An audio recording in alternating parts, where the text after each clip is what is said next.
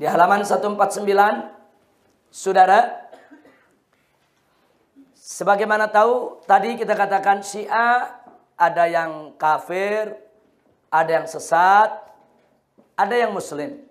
Tapi mereka bukan ahlus sunnah wal jamaah.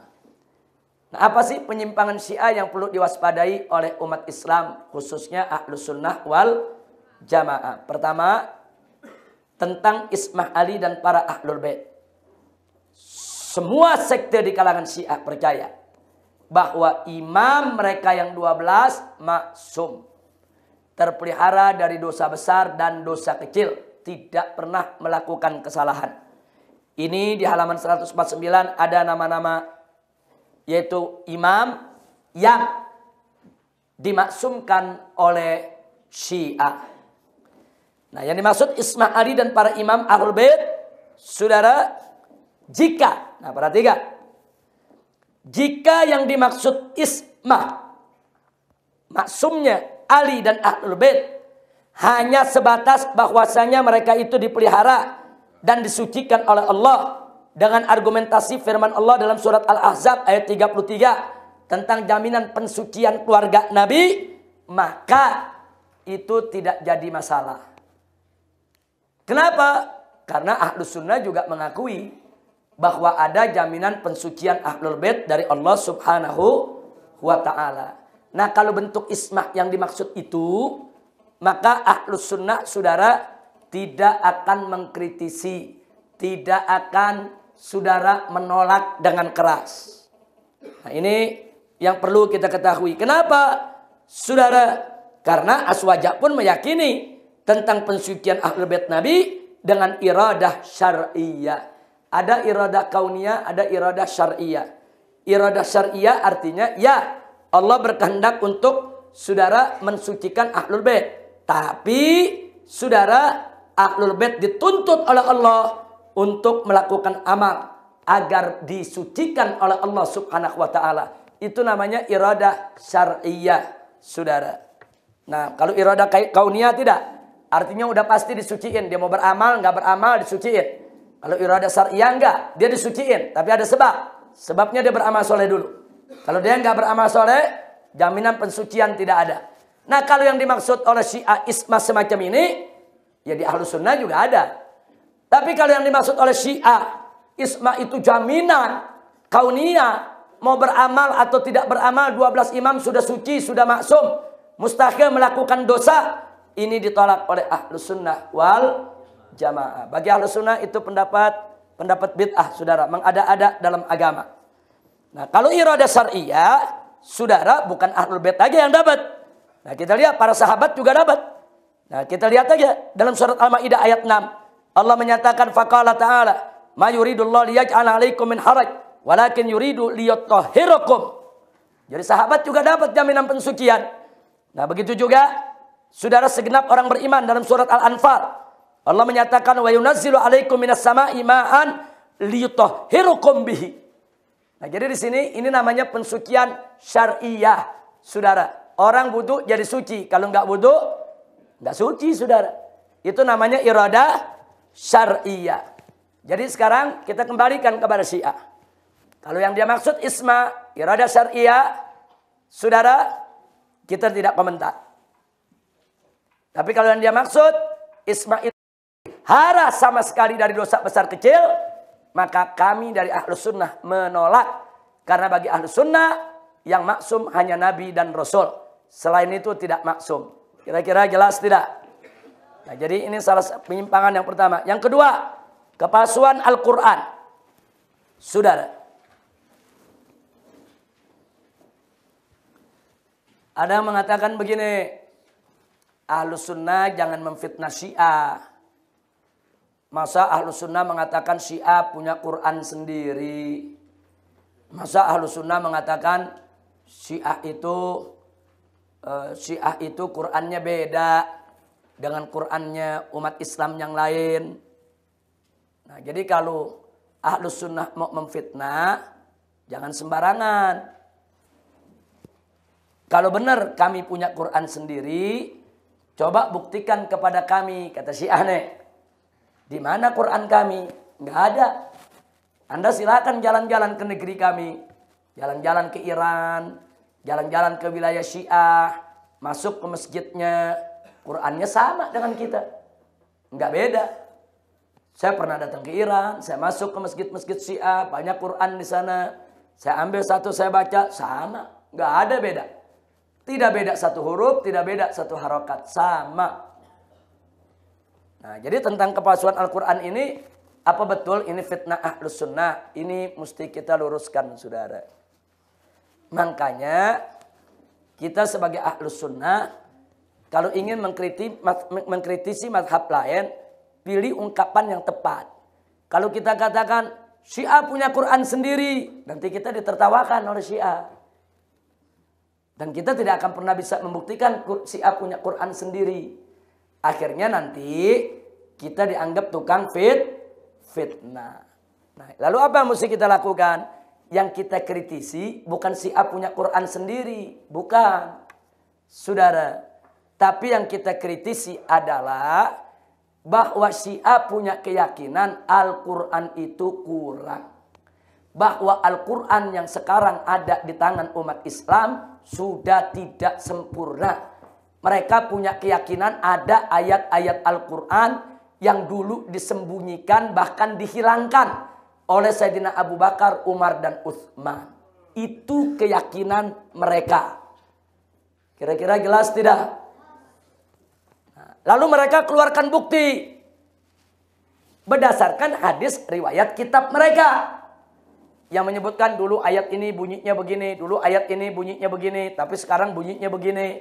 Ini semua sudah berubah. Kebanyakan ayat-ayat yang mereka bilang dihapus itu bicara tentang keutamaan keluarga Nabi. Jadi mereka bilang karena Abu Bakar, Umar ini benci sama keluarga Nabi, kata mereka, maka ayat-ayat yang menyebutkan tentang nama keluarga Nabi semua dihapus oleh Abu Bakar, Umar, dan Utsman. Ini keyakinan yang kita protes, saudara. Nah, akhirnya memang, saudara, ada dari kalangan kita Ahlus Sunnah, saudara, yang mencoba mengumpulkan. Nah, mana sih ayat-ayat yang dibilang kurang oleh Syiah? Oh, ayat ini apa sih kurangnya? Oh, kurang 2 kata. Mana kitabnya? Oh, Syiah mengatakan begitu. Diambil, dikumpulin. Nah, habis dikumpulin, dia kasih judul, inilah Quran Syiah. Akhirnya orang nuduh Syiah punya Quran sendiri. Nggak boleh kita berbuat begitu, saudara. Nggak boleh. Nah, itu tidak tepat, tidak ilmiah. Ini jangan kalau saya mengatakan begini, nanti kalau saya berhenti di sini dianggap bela Syiah lagi nih. Bukan. Kita kalau mau kritik Syiah mesti cerdas, saudara. Nah, baik, yang kita kritik kepada Syiah, di kalangan Anda ada keyakinan, hei Syiah, bahwa Al-Quran itu kurang. Bahwa banyak ayat-ayat Al-Quran yang dulu diturunkan oleh Allah, khususnya berkaitan dengan Ahlul Bait, saat ini dalam mushaf sudah tidak ada itu ayat. Kenapa? Karena menurut Anda dihapus oleh Sayyidina Abu Bakar, Umar, dan Utsman serta sahabat yang lain radhiyallahu taala anhum. Ini yang kita protes. Bagi kami Ahlus Sunnah, Al-Quran yang diturunkan Allah kepada Nabi dan disampaikan oleh Nabi kepada umatnya tidak kurang satu huruf pun. Nggak ada yang kurang. Sempurna, persis. Bagaimana Allah turunkan kepada Nabi, bagaimana Allah wahyukan kepada Nabi, itu yang Nabi sampaikan kepada kita tanpa sedikit pun kekurangan. Nabi sampaikan ke sahabat, sahabat sampaikan ke tabi'in, tabi'in sampaikan ke tabi'in tabi'in, tabi'in tabi'in sampaikan ke generasi penerusnya, sampai kepada kita tidak kurang satu huruf dan satu harokat pun. Alhamdulillah. Oh, dibantah sama Syiah. Tapi di dalam Sahih Bukhari Muslim buktinya ada riwayat hadis yang Sayyidina Umar menyatakan bahwa dulu ada ayat rajam. Sekarang ayat rajam sudah tidak ada. Dan ada hadis Siti Aisyah menyatakan dulu ada ayat radha'ah. Sekarang dalam Al-Quran udah nggak ada ayat radha'ah. Nah, berarti Ahlus Sunnah juga ada riwayat kan yang menyatakan Al-Quran kurang. Jawabnya, saudara, Al-Quran lengkap, datang dari yang maha sempurna. ayat rajam maupun ayat radha'ah? Ya, berdasarkan kesaksian Umar dan kesaksian Aisyah radhiyallahu taala anhuma, dulu menjadi bagian Al-Qur'an. Tapi jangan lupa Allah menyatakan dalam Al-Qur'an, saudara, manansah min ayatin ila nati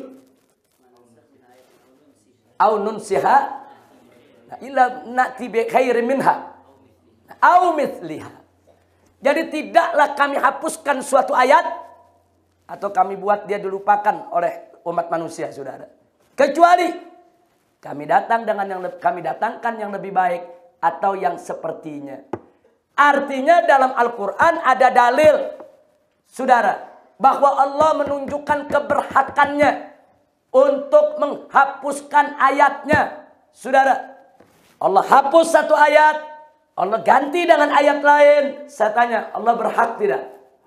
Berhak tidak?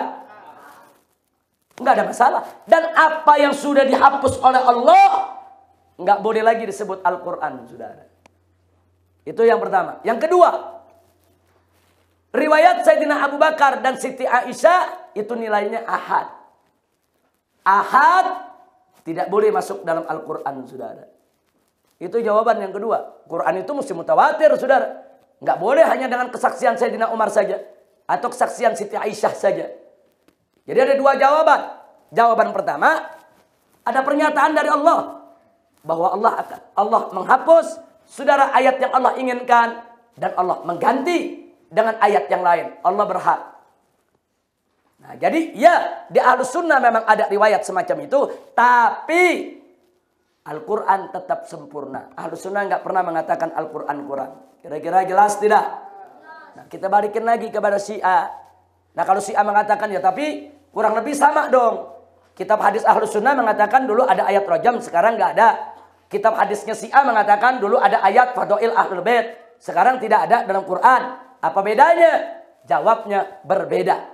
Di mana bedanya? Ahlus Sunnah meyakini ayat rajam dulu ada, sekarang tidak ada karena dihapus oleh Allah.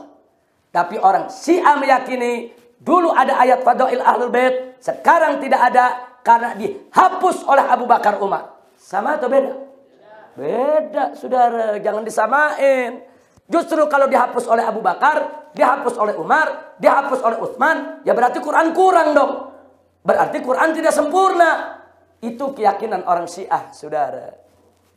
Nah, jadi saya tidak setuju kalau langsung kita ambil kesimpulan, oh kalau gitu Syiah punya Quran sendiri. Enggak ada, saudara. Orang-orang Syiah ngapalin Al-Quran, ya Quran yang kita baca, saudara. Dulu kita pernah kedatangan di sini. Dua anak muda Syiah dari Irak hafal Al-Quran 30 juz. Bahkan hafalnya nggak tanggung-tanggung, sama halamannya dihafal. Jadi saya pikir di santri MS pernah lihat dulu kan? Kalau nggak salah Ramadan tahun lalu. Bukan di Ramadan, bukan. Di kajian. Nah, Ustaz Ja'far waktu itu hadir. Nah, jadi bagaimana anak ini kalau kita bikin, coba baca halaman 514, dia baca itu ayat. Coba mundur 10 halaman, dia baca itu ayat. Coba maju 10 halaman, dia baca itu ayat. Jadi santri semua megang mushaf disuruh tanya, semua santri nanya. Coba baca halaman sekian, dia baca. Ini dua orang ini orang Syiah dari Irak. Quran mana yang dihafalkan? Ya Quran cetakan Saudi, saudara. Yang disebarluaskan sekarang di dunia. Memang Syiah nggak punya Quran lain. Qurannya sama dengan Quran kita. Jadi problemnya bukan dia punya Quran sendiri. Bukan. Problemnya dia punya keyakinan. Bahwa sebetulnya Quran yang asli nggak yang sekarang nih. Cuman kalau ditanya mana Qurannya, mereka sendiri nggak tahu, saudara. Kira-kira jelas tidak? Jadi yang kita kritisi itu, saudara. Nah, sekarang orang Syiah menolak. Jangan fitnah. Kami nggak pernah mengatakan Al-Quran itu kurang. Baik. Kalau mereka mengatakan tidak pernah, saudara, mari kita lihat. Silakan Anda buka, saudara. Silakan Anda buka halaman 154. Harus kita akui secara jujur bahwa para ulama Syiah berbeda pendapat tentang masalah kepalsuan Al-Quran. Sebagian ulama Syiah menolak dan mengingkari adanya kepalsuan Al-Quran, sehingga mereka menerima dan mempercayai bahwa mushaf Utsmani yang beredar di tengah umat Islam sejak dulu hingga sekarang merupakan Al-Quran yang tidak ada penyimpangan maupun penyelewengan dalam isi kandungannya. Mereka adalah: 1. Syekh As-Saduq, 2. As-Sarif Al-Murtada, 3. Syekh At-Tusi, 4. Imam At-Tabarasi, 5. Sayyid Muhsin Al-Amin Al-Muqniyah, 6. Syekh Kasif Al-Ghita, 7. Imam Al-Khu'i, 8. Sayyid Husain Makki, 9. As-Sayyid At-Tabatabai, 10. Syekh Muhammad Jawad Al-Muqniyah. Saudara, ini 10 ulama Syiah ya menentang keras kalau dikatakan Al-Quran itu kurang. Nah, tapi ingat, orang Syiah, kalaupun 10 orang ini menentang, tapi di sana banyak sekali ulama Syiah yang mengatakan Al-Quran kurang. Jangan nuduh Ahlus Sunnah memfitnah Anda. Lu ulama yang mana saja? Silakan baca yang di bawah. Dari nomor 1 sampai 22, saudara. Nah, Syekh Fadal An-Naisaburi, Syekh Al-Ayasi, Abul Qasim Al-Kufi, bahkan Syekh Mufid yang selama ini dikenal sebagai tokoh Syiah yang moderat. Tapi pada kenyataannya dalam soal ini, dia ikut mengatakan Al-Quran kurang. Kemudian ada Syekh An-Nu'mani, ada Abu Mansur At-Tabrisi, ada Syekh Al-Irbili, ada Muhammad Yaqub Al-Kulaini, kemudian ada Abu Ja'far As-Saffar, ada Ali Ibrahim Al-Qumi, ada Said Adnan Al-Bahrani, ada Sultan Muhammad Haidar Al-Khursani, Mullah Muhammad Taqi Al-Kashani, ada Aga Barzak At-Tahrani. Kemudian ada lagi saudara di sini Al-Faid Al-Kashani, An-Nur Al-Amili, Syekh Al-Majlisi, Nikmatullah Al-Jazairi, Mirza Habibullah Al-Hashimi, Mitham Al-Bahrani, Yusuf Al-Bahrani, Karim Al-Karamani, Dakdar, dan Syekh An-Nuri At-Tabarasi. Ini ulama-ulama besar Syiah yang ngotot kalau Al-Quran kurang. Jadi jangan dulu bilang Ahlus Sunnah fitnah. Enggak. Ini ulama Anda yang mengatakan begitu. Bahkan nama yang terakhir itu Syekh An-Nuri At-Tabarasi, saudara. Itu mengarang kitab. Judulnya Faslul Khitab fi Itsbati Tahrifi Kitabi Rabbil Arbab. Judulnya saja, saudara, sudah menegaskan kata pamungkas dalam penetapan adanya pemalsuan dalam kitab Tuhannya segala Tuhan. Ini judul buku. Tapi memang kita akui bahwa kitab Syiah yang beredar ini dibantah oleh ulama Syiah lagi. Ada 5 kitab. Ada kitab Hifdzul Kitabus Syarif, An Subhatil Gol Bitahrif. Ini karya Syekh Muhammad Husain As-Sahrastani. Kemudian di situ ada kitab kedua, 3, 4, 5 dan seterusnya. Nah, terlepas dari perdebatan sengit tentang kepalsuan Al-Quran di antara ulama Syiah sendiri, yang jelas bahwa mushaf Al-Quran yang dibaca kaum Syiah di seluruh dunia hingga kini tetap sama dengan mushaf Al-Quran. Karenanya, perhatikan baik-baik. Jika Syiah tidak mau dikafirkan oleh Ahlus Sunnah wal Jamaah, maka segenap pengikut Syiah wajib membuang jauh-jauh kepercayaan tentang kepalsuan Al-Quran. Kita nggak peduli walaupun ulama Syiah itu banyak yang mengatakan begitu. Kalau mereka ikut ulama-ulama yang mengatakan Al-Quran itu kurang, jangan salahkan Ahlus Sunnah kalau Ahlus Sunnah mengkafirkan mereka, saudara. Kira-kira jelas tidak? Jelas tidak? Nah, ini sengaja nama-nama ulama saya sebutkan supaya Syiah tidak nuduh kita fitnah. Kita nggak fitnah. Ulama Anda, kitab Anda yang mengatakan Al-Quran itu kurang. Dan kita akui, ada ulama Anda juga yang menentang itu. Nah, maka itu di sini kita serukan kepada semua Syiah, dimanapun Anda berada, kalau Anda tidak mau dikafirkan oleh Ahlus Sunnah, ikuti pendapat Syiah yang tidak mengatakan Al-Quran itu kurang. Tapi kalau Anda ikut pendapat ulama Syiah yang mengatakan Al-Quran itu kurang, jangan salahkan Ahlus Sunnah kalau Ahlus Sunnah mengkafirkan Anda. Kira-kira jelas tidak? Paham semua? Nah, baik. Nah, silakan yang berikutnya Anda baca sendiri soal kebencian para sahabat. Nah, kita katakan ini orang Syiah banyak benci sahabat. Kalau orang Syiah mengatakan enggak itu fitnah. Siapa bilang fitnah? Baca kitab-kitabnya. Tertulis dalam kitab mereka caci maki kepada Abu Bakar, caci maki kepada Umar Ibn Khattab, caci maki kepada Siti Fatimah, saudara. Tertulis. Kita sebutkan nama-nama kitabnya, saudara. Nah, jadi sekali lagi Nah, begitu juga kebencian kepada istri Nabi, saudara. Kita nggak fitnah, ada dalam kitab mereka kok. Kita nggak fitnah, saudara.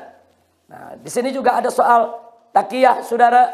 Nah, silakan Anda baca semua sampai soal nikah mut'ah. Ini soal penyimpangan-penyimpangan Syiah yang harus kita waspadai, termasuk jamak sholat tanpa uzur. Saya minta itu dibaca dengan seksama. Nah, bagian akhir, kalau ingin pendalaman, mau tahu lebih banyak lagi, baca dari halaman 168 tentang permusuhan Syiah dan Wahabi. Saudara, halaman 168 yaitu sampai halaman 203. Kalau Anda baca 168 sampai 203, maka akan terlihat dengan terang benderang betapa Syiah dan Wahabi memang musuh bebuyutan, saudara. Jadi Syiah itu aromanya aroma Rafidhah. Wahabi itu aromanya aroma Nasibah. Nah, Al-Imam Abdullah bin Alwi Al-Haddad mengatakan Rafidhah dan Nasibah, saudara, itu dikatakan seperti apa? Kaba'ratin maksumatin nisfain. Itu seperti tai onta yang dibelah dua. Nah, jadi saya katakan sekarang ini Syiah yang berbau Rafidhah dan Wahabi yang berbau Nasibah. Sebagaimana dikatakan oleh Imam Al-Haddad, kaba'rah, bagaikan tai onta, maksumatun nisfain, yang dibelah dua. Saya tanya, tai onta bersih apa kotor? Suci apa najis?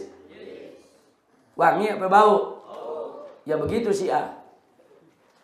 Saya tanya lagi, tai onta bersih apa kotor? Suci apa najis? Wangi apa bau? Ya begitu Wahabi. Kira-kira jelas gak? Paham? Jadi Imam Abdullah bin Alwi Al-Haddad pada saat beliau mengatakan begitu enggak sembarangan, saudara. Bukan sembarangan nyela, bukan. Beliau mengatakan sedemikian rupa setelah pengkajian, penelitian, pencermatan. Beliau tahu, saudara. Beliau tahu betul. Walaupun semenjak kecil beliau tidak melihat, tapi ilmunya, hatinya terbuka, melihat yang hak. Jadi saat beliau mengatakan Rafidhah dan Nasibah kaba'ratin maksumatin nisfain, ini sudah dengan bil basirah. Ini dengan pandangan hati yang sangat mendalam. Alhamdulillah.